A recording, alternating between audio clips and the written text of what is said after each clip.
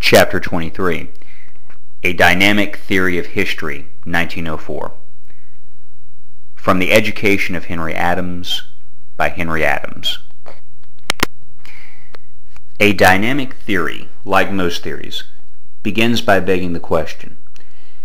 It defines progress as the development and economy of forces.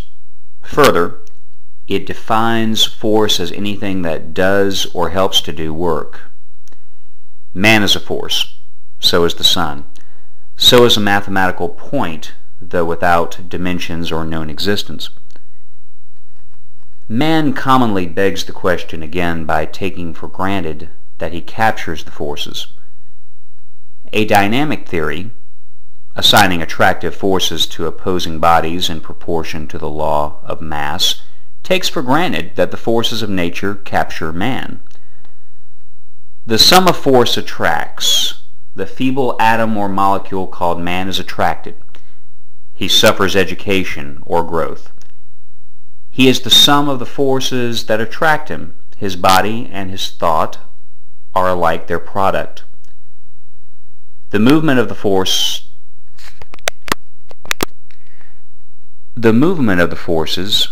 controls the progress of his mind, since he cannot know nothing but the motions which impinge on his senses, whose sum makes education. For convenience as an image, a theory may liken man to a spider in its web, watching for chance prey. Forces of nature dance like flies before the net, and the spider pounces on them when it can, but it makes many fatal mistakes, though its theory of force is sound.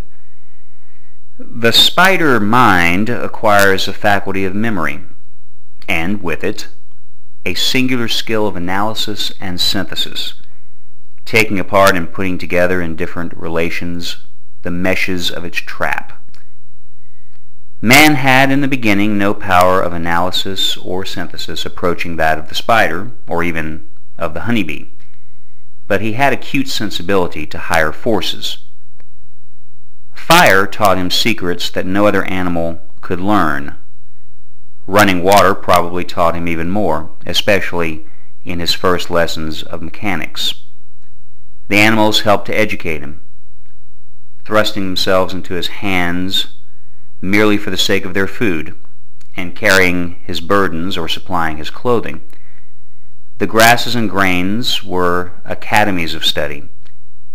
With little or no effort on his part, all these forces formed his thought, induced his action, and even shaped his figure. Long before history began, his education was complete, for the record could not have been started until he had been taught to record. The universe that had formed him took shape in his mind as a reflection of his own unity, containing all forces except himself. Either separately or in groups, or as a whole, these forces never ceased to act upon him, enlarging his mind as they enlarged the surface foliage of a vegetable. And the mind needed only to respond, as the forest did, to these attractions. Susceptibility to the highest forces is the highest genius. Selection between them is the highest science. Their mass is the highest educator.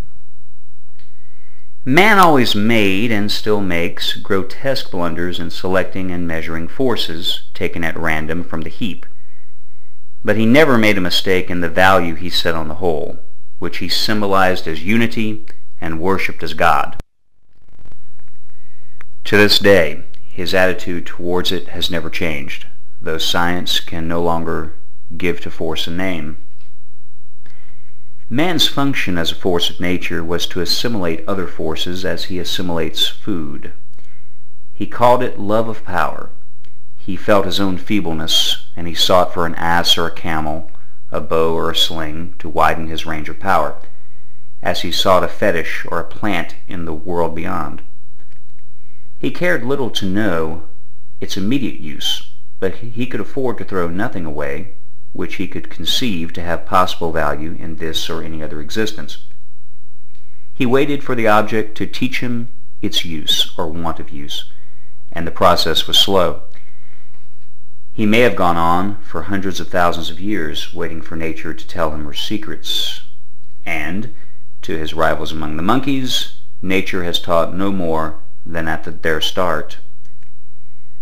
But certain lines of force were capable of acting upon individual apes and mechanically selecting types of race or sources of variation.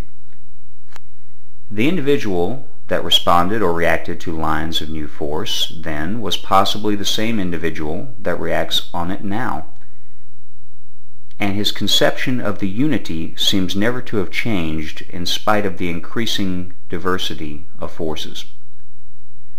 But a theory of variation is an affair of other science than history, and matters nothing to dynamics.